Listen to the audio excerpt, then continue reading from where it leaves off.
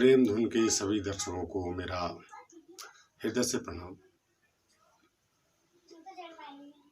आज हम किसी टॉपिक पर बात नहीं करेंगे। अक्सर एक प्रश्न मेरा दिमाग में घुमा करता था जब मैं खोजी था। मैंने गीता को जब पहली बार पढ़ा तो उसमें श्री कृष्ण भगवान ने कहा है कि करने वाला तू नहीं है अर्जुन, करने वाला मैं हूं। इस संसार में जो भी हो रहा है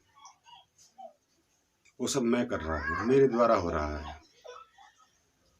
और अपने विराट रूप में भी उन्होंने इस बात को स्पष्ट किया था। तो एक साधक के मन में प्रश्न उठता है कि यदि करने वाला परमात्मा ही है तो फिर हम कौन हैं, या उसके द्वारा किए गए कर्मों का फल हम क्यों भुगतते हैं, या जो हम करते हैं उसका फल हमें क्यों मिलता है। अगर करने वाला वही है तो फिर हमें क्या करना है, बैठ जाना है चुपचाप और कुछ भी नहीं करना है, सब कुछ खुद ब खुद हो जाएगा। इस प्रश्न की गहराई में अगर जाएं हम तो साधारण रूप से ऐसा ही प्रतीत होता है कि जब करने वाला परमात्मा ही है तो फिर हम शोक, लाभ, हानि किसी भी बात के जिम्मेदार नहीं है।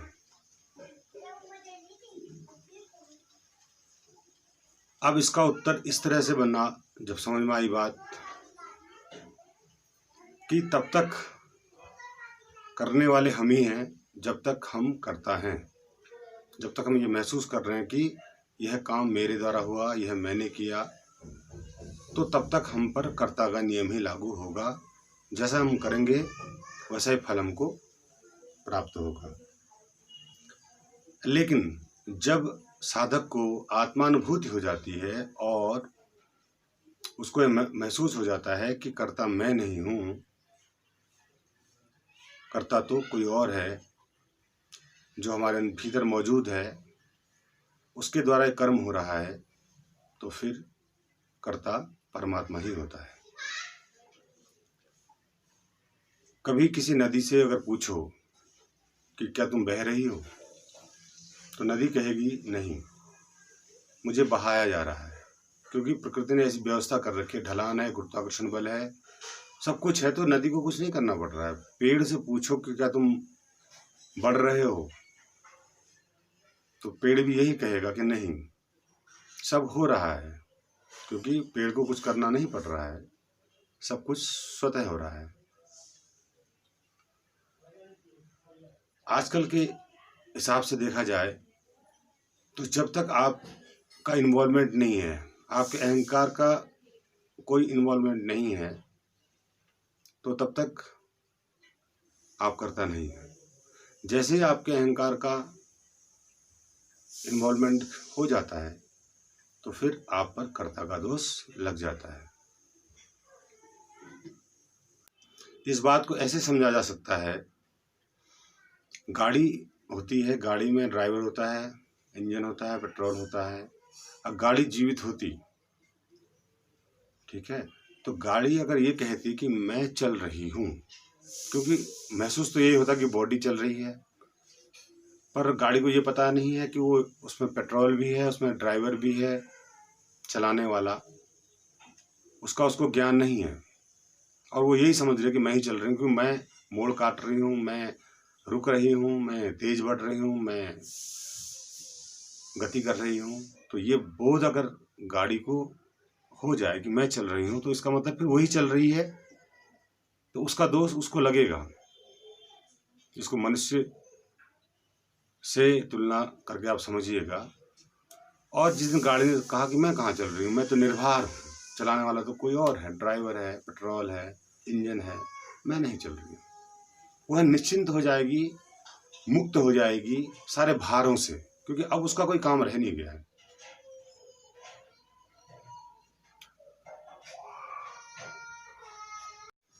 ठीक उसी प्रकार मनुष्य के साथ भी होता है। आप माने कौन? सबसे बड़ा प्रश्न ये है मनुष्य के सामने कि मनुष्य माने कौन। कोशिकाओं का संग्रह अंगों को बनाता है, अंगों से शरीर बनता है और शरीर अपने विभिन्न विभिन्न कार्यों को करता है। तो जिसको हम अपना होना समझते हैं वो बाहर का केवल प्रतिरूप है, उसका अंदर का कुछ भी हमको पता नहीं है। बस हम विज्ञान में पढ़ते हैं कोशिकाओं के बारे में, कोशिकाओं की क्रियाविधि के बारे में। विज्ञान में हम पढ़ते हैं भौतिक विज्ञान में अणु के बारे में, परमाणु के बारे में। पदार्थ किस चीज से बना है ये भौतिक विज्ञान हमें बताता है। शरीर किससे बना है हमें जीव विज्ञान बताता है कैसे बना है। लेकिन जीव विज्ञान जहाँ खत्म होता है वहां से फिर भौतिक विज्ञान और शुरू हो जाता है क्वांटम लेवल में, कि पदार्थ कोई भी पदार्थ हो, चाहे कोशिका हो, चाहे कितना सूक्ष्म अति सूक्ष्म पदार्थ हो, वह परमाणुओं से मिलकर बना है। परमाणु भी छोटे छोटे कणों से मिलकर बने हैं, वो कण भी छोटे छोटे और कणों से मिलकर बने हैं। इस प्रकार से इसी क्रम में अगर हम आगे जाएं तो हमको पदार्थ की अंतिम अवस्था ऊर्जा के रूप में प्राप्त होती है। यानी कि सब चीज ऊर्जा से बना हुआ है। तो ऊर्जा स्वयं में ही करता है, ऊर्जा स्वयं में ही करता है। लेकिन इसके ऊपरी तलों पर आकर जब ऊर्जा पदार्थ का रूप लेती है तो ये भ्रम पैदा हो जाता है कि हम करता है। हम उस सूक्ष्म रूप को, सूक्ष्म क्रियाविधियों को देख नहीं पाते हैं, जान नहीं पाते हैं। हम केवल ऊपर ऊपर की चीज को देख पाते हैं। तो इसीलिए हमको ये भ्रम होना स्वाभाविक है। और परमात्मा की भी ये मजबूरी है कि उस भ्रम को मिटा नहीं सकते हो। तुम्हारे अहम के भाव को परमात्मा भी नहीं मिटा सकते, क्योंकि जब कोई शून्य चीज, कोई शून्य है, शून्य अगर एक में कन्वर्ट होगा, एक दो में कन्वर्ट होगा तो वहां से विभाजन शुरू हो जाएगा। शून्य माने न कुछ, परमात्मा न कुछ है और न कुछ में ही सब कुछ समाया हुआ है। तो जैसे विभाजन शुरू होता है, द्वैत शुरू होता है, प्रकृति शुरू होती है, संसार शुरू होता है, तो भ्रम होना अवश्यंभावी है। और साधकों को इस भ्रम से ही दूर होना है और कुछ भी नहीं करना है। इसी भ्रम से दूर होना है कि मूल रूप से ऊर्जा इस संसार को चला रही है। ऊर्जा माने परमात्मा। और सब जगह जब वो नियम लागू हो रहा है तो एक मनुष्य के ऊपर लागू क्यों नहीं होगा? आपको कौन चला रहा है? आपकी कोशिकाओं को कौन बना रहा है? कौन? हर एक दिन में आपके यहाँ लाखों कोशिकाएं प्रतिदिन बनती हैं, मरती हैं, बनती हैं, मरती हैं। आपके अंग, आपका शरीर प्रत्येक 7 साल में बदल जाता है, पूरा का पूरा चेंज हो जाता है। तो ये सब क्रियाएं कौन कर रहा है? क्या आप कर रहे हैं? बिल्कुल नहीं। तो जब सब महत क्रियाएं स्वतः हो रही हैं तो अब छोटे छोटे कामों के लिए, कि मैंने धन कमा लिया, कि मैंने की शादी कर ली, कि मैंने कि बच्चे पैदा कर लिए, कि मैंने मकान बना लिया, इन छोटे छोटे कामों को आप अपना काम समझ लेते हैं। तो इतना बड़ा काम, पाचन तंत्र, श्वसन तंत्र, मस्तिष्क की इतनी बड़ी क्रियाएं, शरीर में इतने रोग प्रतिरोधक क्षमताओं का विकसित होना, इतना सारा काम, बहुत सारा काम, 99% काम प्रकृति खुद कर रही है, दिख रहा है। और हर 100% ही कर रही है।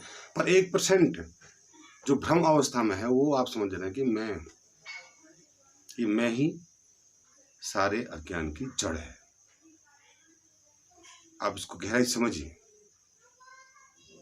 तो अगर हमारा ये ईगो, हमारा ये अहम का भाव कि मैं हूं, अगर हट जाए, ज्ञान से, ध्यान से, प्रेम से, किसी भी विधि से भी ये अगर भ्रम हट जाए और हमें स्पष्ट दिख जाए कि कर्ता मैं नहीं हूं, कर्ता भगवान श्री कृष्ण है, परमात्मा है, राम है, ईसा मसीह है, मोहम्मद है, गुरु नानक है, कुछ भी नाम ले लो, शिव है, नाम में से कुछ नहीं है। नाम आपने केवल जैसे अपना नाम रखा है, पंडित जी ने अपना आपका नाम रख दिया, वैसे ही आपने भगवान का भी नाम रख दिया। नाम से कुछ खास परिवर्तन नहीं आता। नाम केवल एक काम चलाओ व्यवस्था मात्र है। जब दीपक देखा माही,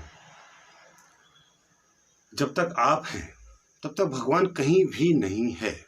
निश्चित मानिए कि भगवान कहीं भी नहीं है जब तक आप हैं मौजूद, और इस दुनिया में 99% लोग मौजूद हैं, तो इसका मतलब भगवान बिल्कुल भी नहीं है, कहीं भी नहीं है। जैसे ही आपने समर्पण किया, जैसे ही आपने अपने आप को समर्पित किया, प्रार्थना का मतलब क्या है? समर्पण। प्रार्थना कोई भिखारी का कटोरा लेके मंदिर में चले जाना, भीख मांगना कि मुझे भाई बेटा दे दे, मुझे नौकरी दे दे, मुझे मेरा घर बिजनेस चला दे, ये प्रार्थना नहीं है। प्रार्थना का मतलब समर्पण, कि अब जो भी होगा परमात्मा, मेरा कुछ नहीं है उसमें, अच्छा हो बुरा हो, आपके कर्मों के आधार पर जो आपने अपने संस्कार बना रखे हैं, आपको स्वीकार्य है। उस स्थिति में आप निर्भर हैं उसी गाड़ी की तरह, जिसको पता चल गया कि मुझे चलाने वाला ड्राइवर है, इंजन है, पेट्रोल है, वो गाड़ी फ्री है, उसको कोई टेंशन नहीं है कि मुझे कहाँ जाना है कहाँ नहीं जाना है। भाई मालिक जहाँ जाएगा, जहाँ उसकी मर्जी होगी वहाँ ले जाएगा, जो करवाएगा वो करेंगे। चाहे कीचड़ में डाले गाड़ी को, चाहे पहाड़ में चढ़ा दे गाड़ी को, चाहे फोड़ दे गाड़ी को, गिरा दे कहीं से, तो अब वो जिम्मेदार नहीं रह गई है। उसी प्रकार आप भी जिम्मेदार होना छोड़ दीजिए।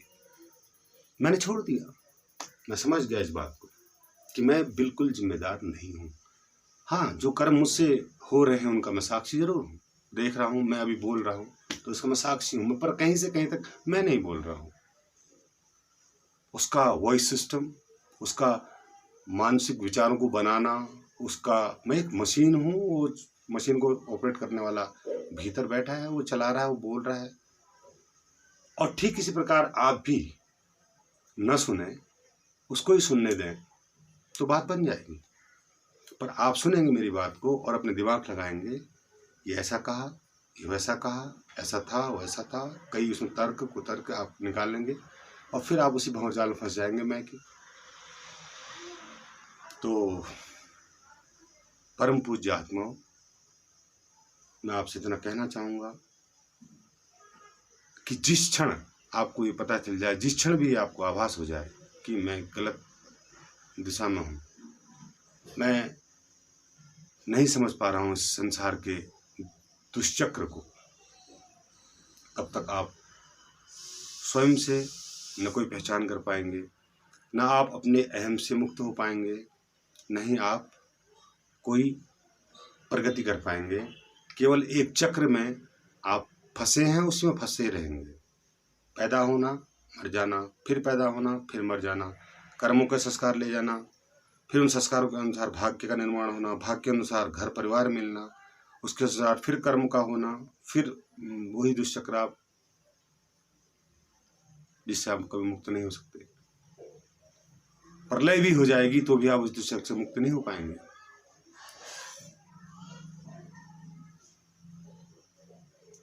उस दुष्चक्र से मुक्त होने का एक ही मार्ग है, सत्संग, साधना और प्रेम।